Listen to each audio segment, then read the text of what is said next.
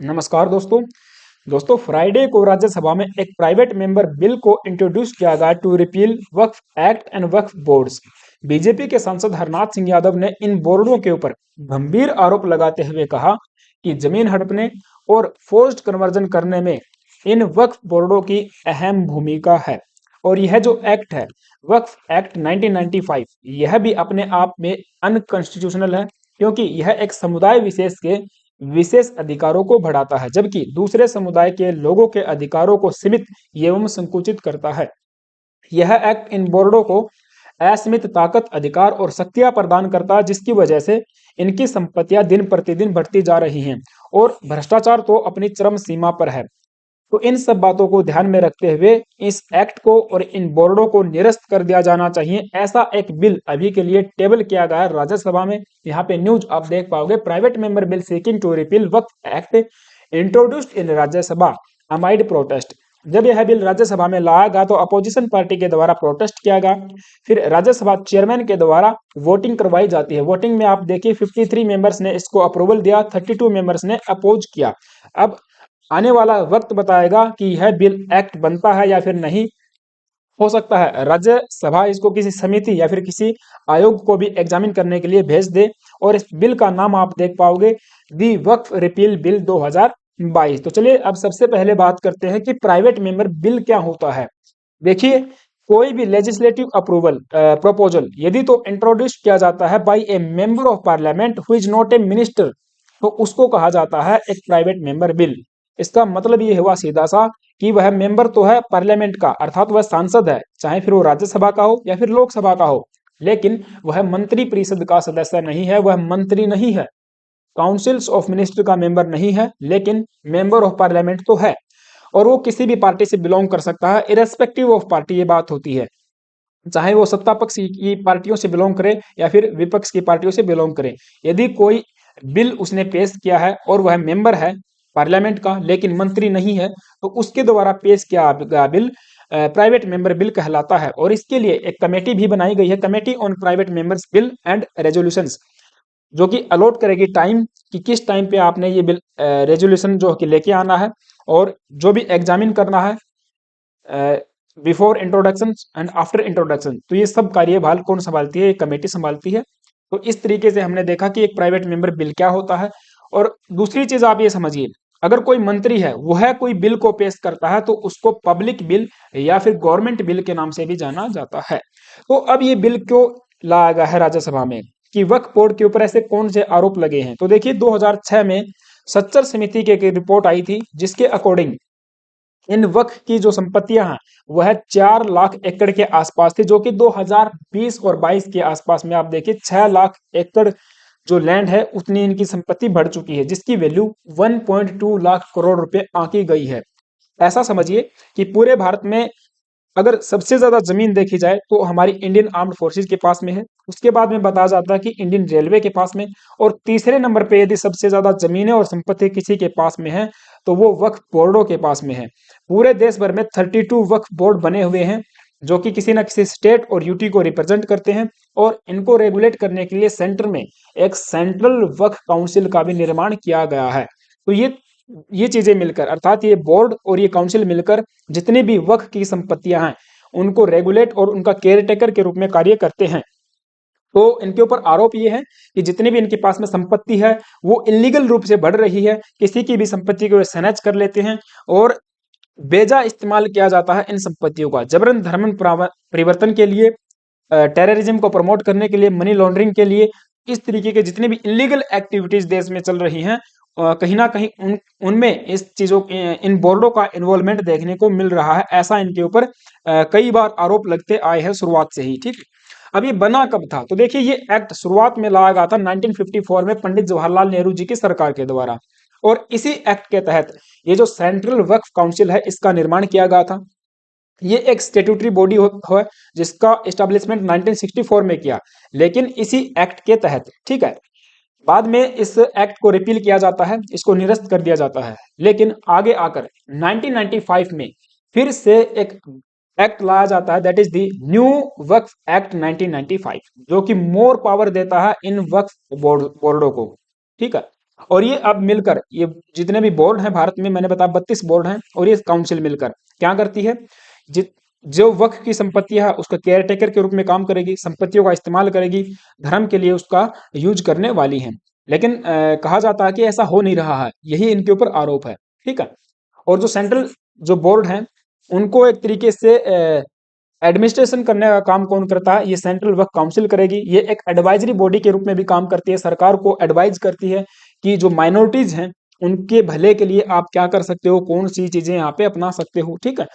तो ये तरीके से चलता है। और ये जो काउंसिल है ये फॉल करती है under the minority affairs, ministry of the minority affairs, जिसके मंत्री फिलहाल स्मृति जुबिन ईरानी जी हैं, वो कैबिनेट मिनिस्टर हैं, और यही इनकी चेयरपर्सन भी है, क्योंकि जो भी मंत्री यहाँ पे रहेगा वही इस काउंसिल का चेयरमैन भी रहने वाला है। 32 हमारे पास में यहाँ पे बोर्ड अभी के लिए बने हुए हैं। लेकिन आप देखिए Goa, Arunachal Pradesh, Mizoram, Nagaland, Sikkim and union territory of Daman and Diu और जम्मू एंड कश्मीर, यहाँ पे किसी भी प्रकार का वक्फ बोर्ड नहीं बना हुआ है, और क्योंकि ये जो एक्ट है इन राज्यों में और इन यूटीज में अप्लीकेबल नहीं है।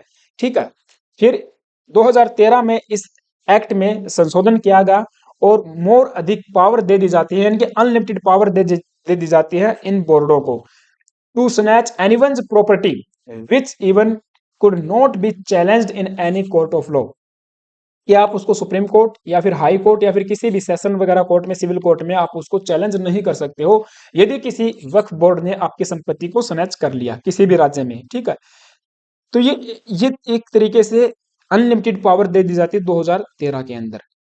फिर इसके अंदर अमेंडमेंट कभी हुआ नहीं, तो अब इसके अंदर अमेंडमेंट करने की बात की जा रही है कि इनकी संपत्ति देखिए दिन प्रतिदिन बढ़ती जा रही है। अब कैसे बढ़ती है संपत्ति, 2014 में देखिए जब कांग्रेस की सरकार जाने वाली थी, और आपको पता सरकार चेंज हुई है 2014 में, तब 123 जो प्राइम प्रॉपर्टीज है दिल्ली की, वो दिल्ली वक्फ बोर्ड को दे दी जाती है यूजिंग दिस लॉ। लेकिन बाद में आकर सरकार जब चेंज हुई तो वापस से इन संपत्तियों को सरकार अपने अंडर में लेती है, दिल्ली वक्फ बोर्ड से इन संपत्तियों को छीन लिया जाता है। तब देश में बवाल भी काफी हुआ था। तो एक चीज और समझिए, ये जो वक्फ शब्द है इसका अर्थ यहाँ पे क्या निकलता है, तो वक्फ वक्फ जो शब्द है ये अरबी भाषा का शब्द है, जिसका अर्थ यहाँ पे निकलता है कि दान दिया हुआ, अर्थात इस्लाम धर्म के नाम पर यदि आपने किसी चीज को दान कर दिया तो वह फिर आपकी वक्फ कहलाएगी। ठीक है। वो उसमें कोई संपत्ति में मीन्स कोई भी धन हो सकता है, कोई पैसा हो सकता है, कोई आभूषण हो सकता है। ठीक है। किसी जमीन का टुकड़ा आपने दे दिया, एग्रीकल्चरल लैंड आपने दे दी, तो ये इस तरीके से बताया जाता है। डेफिनेशन यही कहती है कि धर्म के नाम पर अच्छे कामों के लिए, किसी गरीब की मदद करने के लिए अगर आपने दान किया है, इस्लाम में आपने दान किया है, और एक ऐसी संपत्ति जो लगातार धर्म के नाम पर इस्तेमाल होती आई है, वह भी फिर वक्फ कहलाती है और उसको वापस नहीं लिया जा सकता। आप उसको वापस नहीं ले सकते हो, अगर आपने दान कर दिया तो आप मांग नहीं सकते हो, ऐसा भी इसमें प्रावधान है, ऐसा भी बताया जाता है। तो ये वक्फ का अगर सिलसिला देखें तो पैगंबर मोहम्मद के टाइम से ही चला आ रहा है, ऐसा बताया जाता है, और इसका काफी पुराना इतिहास रहा है।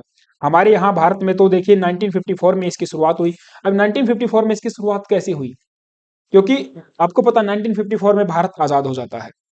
आजादी के बाद जितने भी मुस्लिम लोग थे वो आपको पता है पाकिस्तान में चले जाते हैं, यानी कि पलायन कर जाते हैं। जितने भी तो क्या है मतलब कुछ चले जाते हैं, बाकी तो यहाँ पे रह जाते हैं, है ना। लेकिन जो चले जाते हैं, कुछ मेजोरिटी में जो चले जाते हैं, उनकी कुछ ना कुछ संपत्ति जमीनें भारत में रही होंगी। तो उस संपत्ति को, उस जमीन का सरकार ने रेगुलेट करने के लिए यहाँ पे एक काउंसिल का निर्माण किया था। यही है सेंट्रल वक्फ काउंसिल, और इसी सेंट्रल वक्फ काउंसिल के नाम रजिस्टर करवा दी जाती है इन जमीन को नेहरू सरकार के द्वारा भारत के अंदर। लेकिन पाकिस्तान में ऐसा नहीं होता है। पाकिस्तान में भी पता है आपको पलायन हुआ था। उस टाइप पे जो नॉन मुस्लिम लोग थे जैसे कि हिंदूज और ये सिख, बौद्धिस्ट और क्रिश्चियन, वो वहां से पलायन करके भारत में आते हैं या फिर किसी दूसरे देश में चले जाते हैं, तो उनकी भी वहां पे जमीनें थी। उस जमीनों को, उन संपत्तियों को सरकार ने अपने अंडर में ले लिया, यानी कि वे चली जाती हैं under the government of the Pakistan. लेकिन भारत में ऐसा नहीं होता है। भारत सरकार उसको अपने अंडर में लेने के बजाय एक काउंसिल का निर्माण करती है और इस काउंसिल के नाम रजिस्ट्रेशन इसका करवा देती है, संपत्तियों का पंजीकरण हो जाता है। ठीक है। तो यही है वक्फ, और एक तरीके से इस तरीके से इनकी संपत्ति बढ़ी। आगे मैं आपको बताऊंगा कि और इलीगल तरीके से ये कैसे अपनी संपत्तियां बढ़ा रहे हैं। तो ये आई होप कि आपने बातें समझी होंगी कि इतनी संपत्ति इनके पास में आई कैसे है, सरकार ने ही इनके पास जो कि संपत्तियों को नाम करवाया है। और फिर आप ये जो बोर्ड जो एक्ट लाया गया था 1995 का, इसके बाद तो आप देखिए अनलिमिटेड राइट्स मिल जाते हैं इनको टू अक्वायर लैंड, किसी की भी संपत्ति को, चाहे वो सरकारी जमीन है या प्राइवेट जमीन है, किसी की भी जमीन है उसको ये अक्वायर कर सकते हैं। After which the properties of the Waqf board increase, ऐसा मीन्स बताया जाता है। ठीक है, तो 1995 के एक्ट में कुछ प्रावधान है जिनके बारे में हम आगे बात करेंगे जरूर कि कैसे इनकी संपत्ति बढ़ रही है। और एक वक्फ मैनेजमेंट सिस्टम ऑफ इंडिया है, वामसी के नाम से जाना जाता है। इनके अनुसार आप देखिए फिलहाल 2020 का ये आंकड़ा है कि 8,54,509 प्रॉपर्टीज इनके नाम पर हैं, वक्फ बोर्डों के नाम पर है, जो कि पूरे देश भर में 8 लाख एकड़ ऑफ लैंड पे फैली हुई हैं। इसका मतलब ये समझिए वक्फ में जितने भी जो कब्रिस्तान है वे भी आते हैं। इस्लाम के नाम पर अगर कोई भी चीज है, इस्लाम के नाम पर कोई भी संपत्ति है, कोई जमीन है, वो सब वक्फ का हिस्सा ही मानी जाती है। कोई मंदिर तो नहीं बोलेंगे, सॉरी, कोई मजार है, कोई मस्जिद है, और कोई भी मदरसा है, ठीक है, कोई एजुकेशनल इंस्टीट्यूशन है, या फिर किसी ने अपनी संपत्ति को दे दिया है, तो वो सारी चीजें, वो सारी संपत्ति वक्फ ही कहलाती है। और इसीलिए आप देखें कि पूरे भारत वर्ष में इनकी संपत्तियां फैली हुई हैं। और 32 मैंने बताया स्टेट वक्फ बोर्ड बने हुए हैं, जिनको सरकार से भी पैसा मिलता, अनुदान मिलता रहता है। सेंट्रल गवर्नमेंट इनको अनुदान देती है, राज्य सरकारें अलग से अनुदान देती हैं। एक अनुदान का आंकड़ा आप ये देखिए कि 2016-17 में 280 लाख रुपए सरकार ने दिए, केंद्र सरकार ने। इसके बाद 17-18 में 1218 लाख रुपए, कितना ज्यादा बढ़ा दिया जाता है अनुदान को। 18-19 में 1495 लाख रुपए, 20-21 में 300 लाख रुपए, 19-20 में 1491 लाख रुपए अनुदान के रूप में सेंट्रल गवर्नमेंट देती है इन वक्फ बोर्डों को मैनेज करने के लिए। ठीक है, तो अब आप देखिए खुद कितना पैसा इनको दिया जाता है।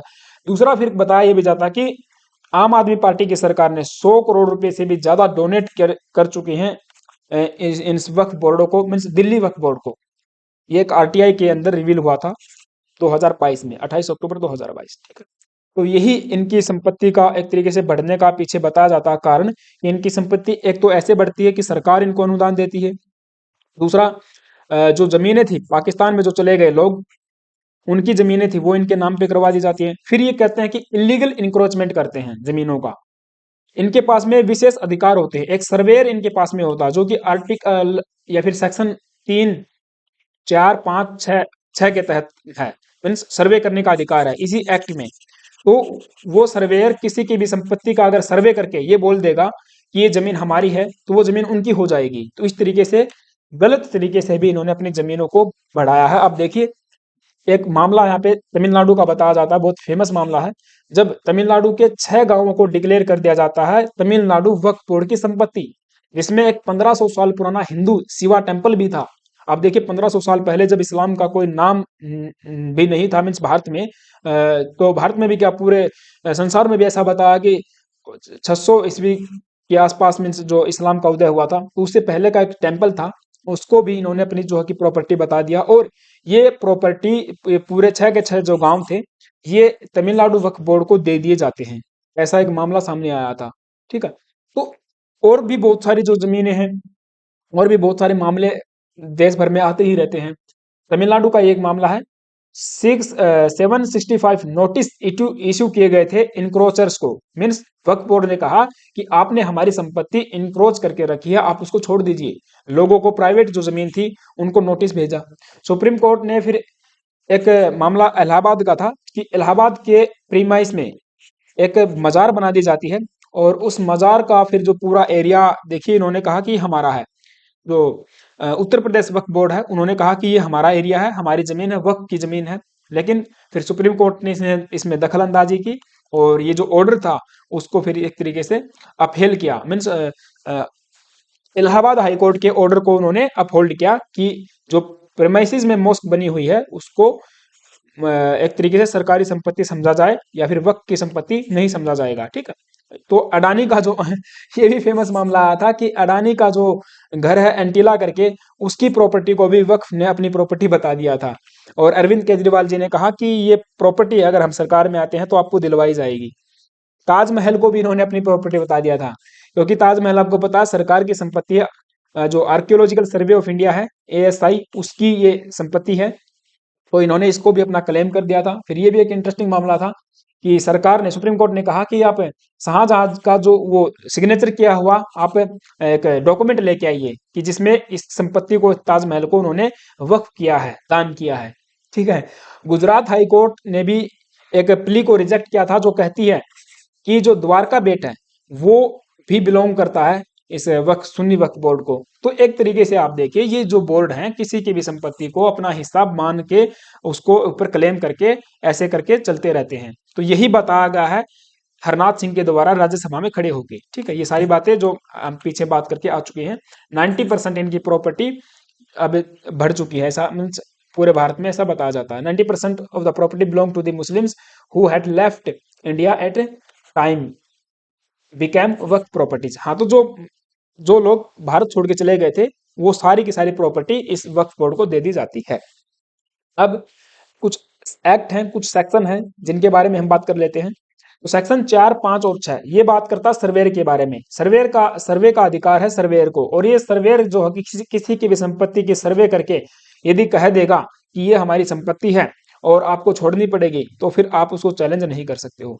सेक्शन 8 कहता है कि सर्वे का जितना भी खर्चा होगा वो राज्य वहन करेगा, जो कि कहीं ना कहीं आर्टिकल 27 का वोलेशन करता है, ऐसा बताया जाता है। सेक्शन 3 की अगर हम बात करें इस एक्ट का, ये देखिए इसमें बहुत इंटरेस्टिंग बात लिखी हुई है। अगर वक्त को लगता है, अगर वो केवल सोचते हैं तो सोचने भर से ही जमीन उनकी हो जाएगी। अगर वो सोचते हैं कि यह जमीन मुस्लिम लोगों से संबंधित है, वक्फ से संबंधित है, तो वो प्रॉपर्टी वक्फ की हो जाएगी, उसमें कोई भी दो राय नहीं है। और फिर इसमें किसी भी प्रकार के प्रूफ की जरूरत भी नहीं है। अगर प्रूफ भी करना है तो फिर वो आपको करना पड़ेगा। If Waqf accept that your property is not yours but Waqf boards, तो you can not even go to court, आप कोर्ट में भी नहीं जा सकते। अगर वक्फ को लगा कि वो प्रॉपर्टी आपकी है, आपकी नहीं है, हमारी है, तो नहीं जा सकते आप किसी भी कोर्ट में। अगर जाना है तो फिर आप कहाँ पे जाएंगे? वक्फ ट्रिब्यूनल कोर्ट में जाएंगे, और वो भी वहां पर भी जो इनके ही जज वगैरह बैठते हैं और उनका फैसला फाइनल रहेगा।